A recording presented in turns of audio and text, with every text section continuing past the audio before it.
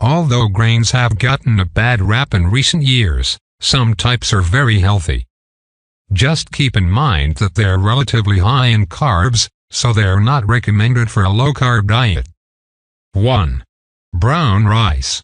Rice is one of the most popular cereal grains and is currently a staple food for more than half of the world's population.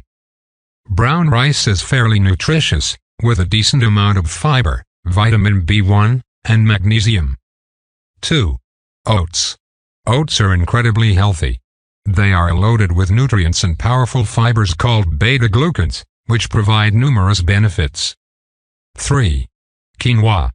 Quinoa has become incredibly popular among health-conscious individuals in recent years. It's a tasty grain that's high in nutrients, such as fiber and magnesium.